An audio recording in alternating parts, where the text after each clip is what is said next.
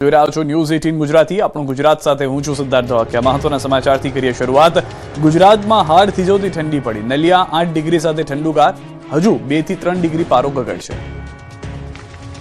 ગુજરાતમાં થયેલા કમોસમી વરસાદ બાદ નવા વર્ષની શરૂઆતથી ગુજરાતમાં ઠંડીનો વધુ એક રાઉન્ડ શરૂ થયો છે। છેલ્લા 2-3 દિવસથી રાજ્યભરમાં હાડ થીજવતી ઠંડી પડી રહી છે।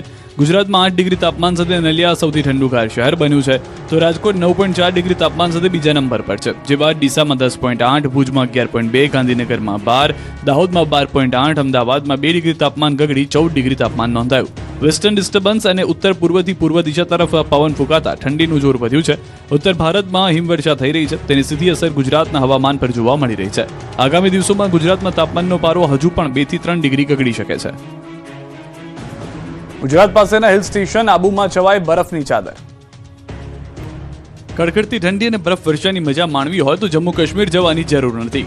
ગુજરાત પાસે હિલ સ્ટેશન માઉન્ટ આબુ પહોંચી જાઓ। રાજસ્થાનનું હિલ સ્ટેશન માઉન્ટ આબુમાં કાશ્મીરના ગુલમર્ગ જેવું વાતાવરણ જોવા મળી રહ્યું છે। ગુજરાતીઓના સૌથી મનપસંદ માઉન્ટ આબુમાં હાલ કડકડતી ઠંડી પડી રહી છે। આ સાથે શીત લહેર પણ ફૂંકાઈ રહી છે। હાલ માઉન્ટ આબુનું તાપમાન માઇનસમાં પહોંચી ગયું છે, જેથી ચારે બાજુ બરફની ચાદર પથરાઈ ગઈ છે। मैदान હોય કે ગાર્ડન, બહાર પાર્ક કરેલા વાહનો કે ખુરશી હોય કે ટેબલ, તમામ જગ્યાએ બરફનું સામ્રાજ્ય છવાયું છે। હોટલોની બહાર રાખેલા ફર્નિચર પર બરફની ચાદર જામી ગઈ છે અને નક્કી તળાવની દિવાલો પર પણ બરફની પરત જોવા મળી, જેથી રજાની મજા માણવા પહોંચેલા ગુજરાતીઓ સહિતના પ્રવાસીઓને મોજ પડી ગઈ છે।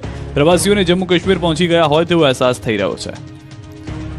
આજથી ઠાકોર સમાજનું 16 મુદ્દા સાથેનું નવું બંધારણ લાગુ। દિયોદરમાં ઠાકોર સમાજે ભર્યું ક્રાંતિકારી પગલું। જે માંડવિયા હોય, જે આપણા પ્રસંગો હોય એ ઢાળા પ્રમાણે રોકડમાં ઓઢમણું કરવાનું રહે છે। મામેરામાં ઓછામાં ઓછા એ 11,000 અને વધુમાં વધુ જે ઢાલમાં મેળવાના એ 1,51,000 થી વધારે જાહેરમાં કોઈ રકમ મૂકી શકાશે નહીં। બનાસકાંઠા, વાવ, થરાદ અને પાટણ જિલ્લાના ઠાકોર સમાજ દ્વારા દિયોદર તાલુકાના ઉગડધામ ઉગડજીની થાળી ખાતે વિશાળ બંધારણ મહાસંમેલનનું આયોજન કરવામાં આવ્યું। આ સંમેલનનો મુખ્ય ઉદ્દેશ ઉત્તર ગુજરાતના ઠાકોર સમાજ માટે એક આધુનિક અને સર્વગ્રાહી સામાજિક બંધારણની રચના કરી અમલીકરણ કરવાનો હતો। મહાસંમેલનમાં સમાજ સુધારણા અને કુરિવાજો નાબૂદી જેવા 16 જેટલા વિવિધ મુદ્દાઓ પર ગહન ચર્ચા કર્યા બાદમાં જેમ વિધાનસભામાં નાણામંત્રી બજેટ રજૂ કરે તેમ સાંસદ જ્ઞાનીબેન ઠાકોર સમાજનું નવું બંધારણ લઈને મહાસંમેલનમાં ઉપસ્થિત રહ્યા હતા। સાંસદ જ્ઞાનીબેન ઠાકોરે બંધારણનું વાંચન કર્યું, જે બાદ આજથી આ બંધારણ અમલમાં મુકાયું। છેલ્લા 15 દિવસથી આ જિલ્લાઓના 27 તાલુકાના પ્રતિનિધિઓ, સામાજિક કાર્યકરો અને ધાર્મિક નેતાઓએ હાલમાં સાથે મળીને આ બંધારણનો મુસદ્દો તૈયાર કર્યો। આ સાથે સદારામ ધામ માટે જ્ઞાનીબેને ખોળો પાથરી ભીખ માંગી હતી, તો બીજી તરફ આ ધામ માટે સાંસદ આગેવાનોએ 1 વીઘા જમીન આપી છે। આ સાથે નિર્ણય લેવાયો છે કે બંધારણને ફોટાથી મઢાવી લેમિનેશન કરી એક કોપી દીકરીને લગ્ન સમયે માંડવે ભેટ સ્વરૂપે આપવાની રહેશે, જેથી વેવાઈને વેવાણ મોઢું ના મરડે। આ પ્રસંગે જ્ઞાનીબેન ઠાકોરે સમાજમાં દારૂની દૂષણને લઈને ચિંતા વ્યક્ત કરી, કહ્યું કે 20-25 વર્ષના યુવાનો દારૂના કારણે મૃત્યુ પામ્યા છે। બીજી તરફ આ સંમેલનની સૌથી મોટી વિશેષતા એ રહી કે સ્ટેજ પર કોઈ વીઆઈપી સંસ્કૃતિ જોવા મળી ન હતી। કોઈ પણ મહેમાન માટે ખુરશી કે સોફાની વ્યવસ્થા રાખવામાં આવી ન હતી। જ્ઞાનીબેન ઠાકોર સહિતના તમામ રાજકીય અને સામાજિક આગેવાનો સામાન્ય નાગરિકની જેમ જ જમીન પર ગાદલા પાથરીને બેઠા હતા। આ સંમેલનમાં અલ્પેશ ઠાકોર, ચંદનજી ઠાકોર, લવિંગજી, જગદીશ ઠાકોર સહિતના ઠાકોર સમાજના નેતાઓ હાજર રહ્યા હતા।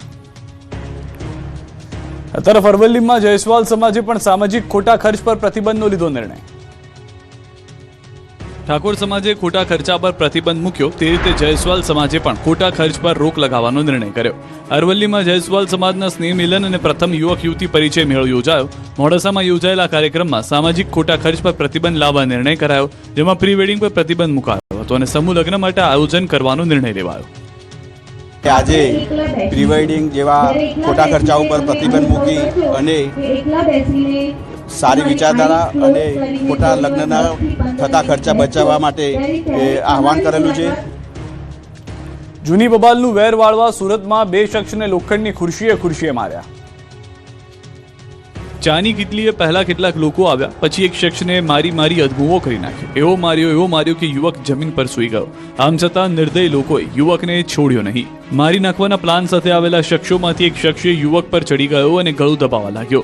બીજો ઠીકાપાટુનો માર મારવા લાગ્યો અને ત્યારબાદ ચાની કિટલી પર રહેલા લોખંડના ટેબલથી મારવા લાગ્યો। તો એક વ્યક્તિએ તો બેસવાના લોખંડના બાકડાને ઉપાડ્યો અને યુવકને માર્યો, જાણે કોઈ ફિલ્મનું શૂટિંગ ચાલતું હોય તે પ્રકારે મારામારી થઈ। દ્રશ્યો સુરતના ઔદ્યોગિક એકમ ગણાતા પલસાણા ગામના છે। સોનુ પંડિત અને તેના સાગરીતોએ સોનુ રાજપૂત અને તેના મિત્ર ફેઝલને ઢોરમાર માર્યો. 1.5 વર્ષ અગાઉ સોનુ પંડિત સાથે થયેલી બોલાચાલીનું વેર વાળવા માટે ધીંગાણું કર્યું હતું. પશુઓ ભરેલી રિક્ષા રોકતા રાજકોટમાં ગૌરક્ષક પર છરીથી હુમલો. મારામારીના દ્રશ્યો છે રાજકોટના. અહીં ગૌરક્ષક પર છરીથી હુમલો થયો. શહેરના લીમડા ચોક પાસે પંચનાથ મહાદેવના મંદિરની સામે 2 ગૌરક્ષક પર ટોળકીએ છરીથી હુમલો કર્યો. રાત્રે સદર બજારમાં ગેરકાયદે પશુને કાપી તેનું માંસ રિક્ષામાં ભરી કતલખાને લઈ જવામાં આવતું હતું, જેથી બાતમીના આધારે લીમડા ચોક પાસે પંચનાથ મહાદેવના મંદિર સામે 2 ગૌરક્ષકોએ રિક્ષાને રોકવાનો પ્રયાસ કર્યો. પશુના માંસથી ભરેલી રિક્ષાને જોરથી બૂમ પાડી અટકાવી હતી, જેથી આરોપીઓ ત્યાંથી વાહન લઈ ભાગી જવાનો પ્રયત્ન કરતા અન્ય 4 વ્હીલ સાથે રિક્ષા ભટકાડી દીધી હતી. આમ છતાંય બંને ગૌરક્ષકો માંસથી ભરેલી રિક્ષા સાથે શખ્સને પકડી લઈને પોલીસ કંટ્રોલના બનાવની જાણ કરી હતી. તે જ સમયે 15 થી 20 શખ્સ ત્યાં ધસી આવ્યા હતા અને બંને યુવક પર હુમલો કર્યો, જેથી એકને ગંભીર ઈજા પહોંચી હતી. યુવકને તાત્કાલિક સારવાર અર્થે સિવિલ હોસ્પિટલમાં ખસેડવામાં આવ્યો. આ મામલે પોલીસે ફરિયાદ નોંધી છે. ઢોરની જેમ યુવાનને મારી વડોદરા પોલીસ ભરાઈ ગઈ. એક જ મામલામાં વડોદરા પોલીસે 3 જુદી જુદી પ્રેસ કોન્ફરન્સ કરી. વડોદરાના યુવાનને જાનવરની જેમ મારીને પોલીસ ખુદ જ ભરાઈ છે, જેના ખુલાસા 3 ઉચ્ચ અધિકારીઓએ કરવા પડ્યા. વાત છે 3 જાન્યુઆરી 2026ના નર્સિંગ હોમ 4 રસ્તા પાસેની, કે જ્યાં એક બુલેટ ચાલક યુવકને ટ્રાફિક પોલીસે પકડ્યો અને તેની પાસે લાયસન્સની માંગ કરાઈ. જે બાદ યુવક અને ટ્રાફિક પોલીસ કર્મીઓ સાથે માથાકૂટ શરૂ થઈ. જો કે આ મામલો ત્યારે ચર્ચાનું કેન્દ્ર બન્યો જ્યારે યુવકે ટ્રાફિક પોલીસની ગંભીર બેદરકારીના આક્ષેપો લગાવ્યા. યુવકે 3 ટ્રાફિક પોલીસે માર માર્યાનો આક્ષેપ કર્યો. મોડિફાઈડ સાયલેન્સર નંબર પ્લેટ ન હોવા મુદ્દે યુવકને ઢોર માર માર્યાનો આક્ષેપ છે અને બાદમાં તેને પોલીસ વાનમાં બેસાડી ટ્રાફિક કચેરીએ લઈ જવાયો, જ્યાં હાજર અધિકારીએ તેમના ગુપ્તાંગના ભાગે લાતો માર્યાની પીડિતે આક્ષેપ કર્યો. જોકે મારથી ઈજા પહોંચતા યુવકને સયાજી હોસ્પિટલ ખસેડવામાં આવ્યા. ત્યારે આખા મામલે 2 એસીપી અને 1 ડીસીપી કક્ષાના અધિકારીઓએ પ્રેસ કોન્ફરન્સ કરી ખુલાસા કર્યા.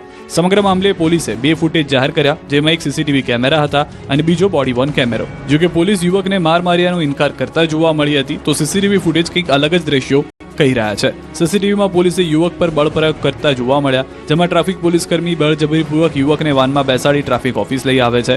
આ બધું જ દાંડિયા બજાર જંકશન પાસેના સીસીટીવી કેમેરામાં કેદ થયા છે દ્રશ્યો. બીજી તરફ બોડી વોર્ન કેમેરામાં પણ યુવક સાથે ટ્રાફિક પોલીસ કર્મી માથાકૂટ કરતા જોવા મળ્યા અને તેની બાઇકને આગળ લઈ જતા દેખાયા. આ તરફ પોલીસે યુવકના મેડિકલ સર્ટી પણ મીડિયા સમક્ષ રજૂ કર્યા, જેમાં તેને કોઈ ગંભીર પ્રકારની ઈજા ન પહોંચી હોવાનું જણાવ્યું છે.